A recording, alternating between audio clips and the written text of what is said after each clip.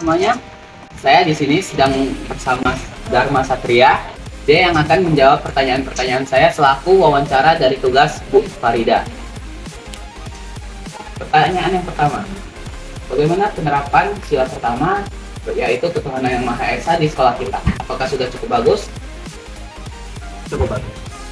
Menurut pendapat saya sebagai orang sekolah tersebut, sekolah kita sangat bagus untuk penerapan tentang sila pertama ketuhanan. Itu sekolah kita telah memberikan fasilitas ke tempat ibadah seperti tempat ibadah untuk agama atau kepercayaan lainnya, untuk kepercayaan masing-masing, dan dapat digunakan pada saat pembelajaran tentang kedekatan terhadap Tuhan maupun tentang akidah-akidah terhadap Tuhan.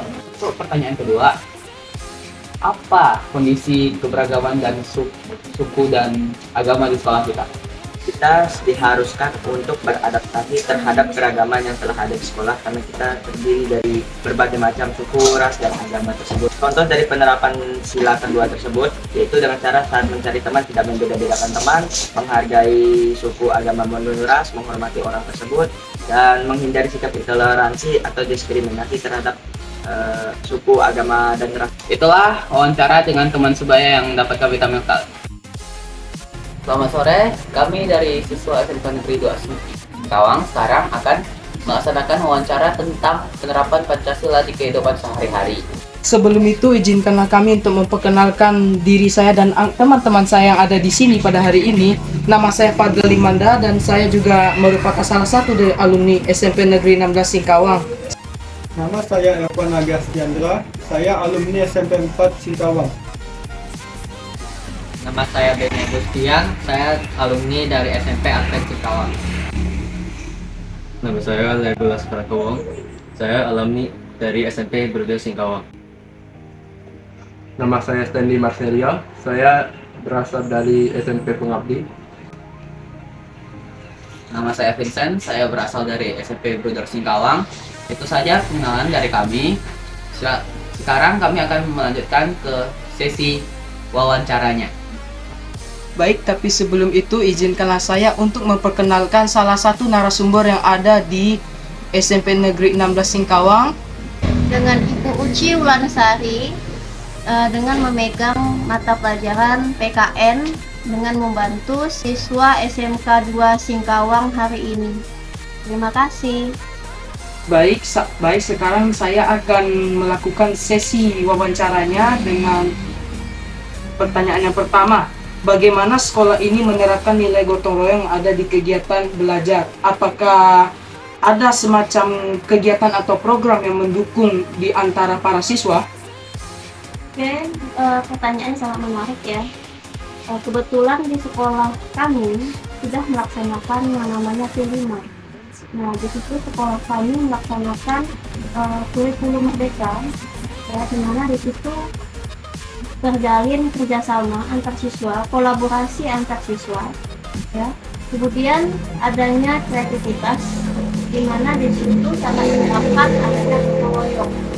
Nah, disitulah siswa melaksanakan kerjasama antar teman, berbagi tugas dengan teman, bagian mana yang harus dikerjakan, bagaimana cara melakukan, terutama dalam hal tanggung jawab, gotong royongnya, kerjasamanya itu pasti nampak dari mereka saat melakukan P5 tersebut. Di sekolah kami kemarin sudah melaksanakan yang namanya P5 dengan tema kearifan lokal. Nah, di situ siswa disarankan untuk selalu berkomunikasi dengan baik antar teman, ya, meskipun ada yang teman yang tidak mau diajak kerjasama. Nah, bagaimana mereka mengajak temannya tersebut untuk melakukan tugasnya? Jadi kita lihat kegiatan mereka, ya, memenuhi syarat atau tidak. Nah, jika memenuhi syarat, nah itulah yang namanya P5. P5 itu profil pelajar Pancasila, penguatan Pancasila. Baik Bu, cukup dari pertanyaan saya. Selanjutnya akan saya lanjutkan ke M. Evan Agastiandra. Silakan M. Evan. Kita lanjut ke pertanyaan berikutnya. Apa yang dilakukan sekolah untuk mendukung pembelajaran tentang sejarah dan makna Pancasila sebagai dasar negara? Ada 4 tahap penerapan. Yang pertama itu intrakurikuler, di mana guru itu menyampaikan manfaat dari materi tersebut dan kegiatan. Yang kedua itu penerapan dalam bidang kokurikuler.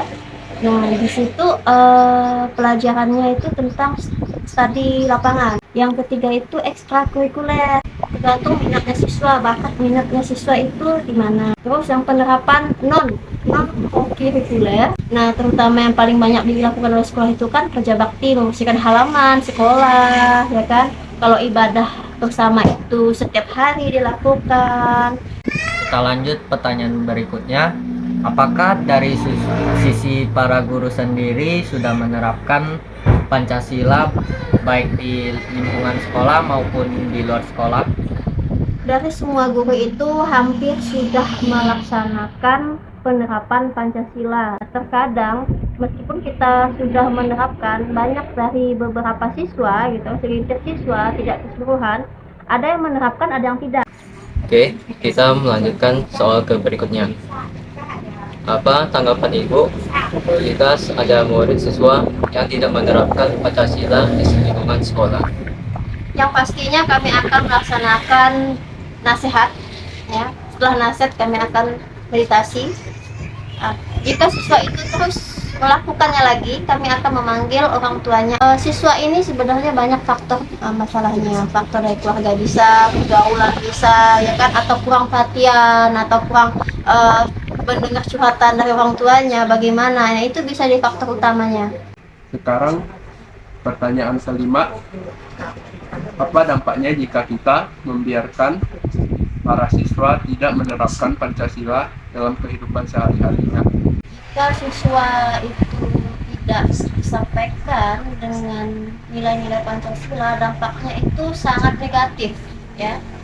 Yang pertama itu dia sering melakukan penyimpangan-penyimpangan seperti bolos, merokok di sekolah. Dan untuk pertanyaan terakhirnya, pertanyaannya adalah apa upaya dari sekolah agar para siswa dapat menerapkan Pancasila di kehidupan sehari-harinya? Nah, upayanya itu kami sebagai guru selalu mengingatkan informasi yang kompleks kepada siswa apa saja dalam penerapan Pancasila tersebut.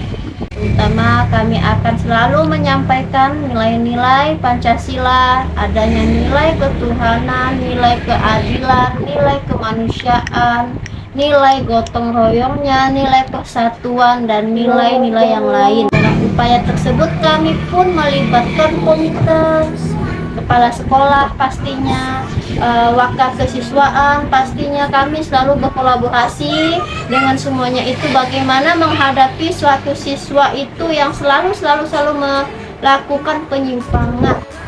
Itu saja yang dapat kami sampaikan dari sesi wawancara hari ini. Dan terima kasih dan mohon maaf bila mengganggu waktu dari Ibu. Ya, terima kasih juga, tidak masalah. Saya membantu juga sangat senang hati, ya. Jadi jangan suka-sungkan kalau kita membantu, minta bantuan. Itu saja. Sekali lagi terima kasih ya Bu ya. Ya.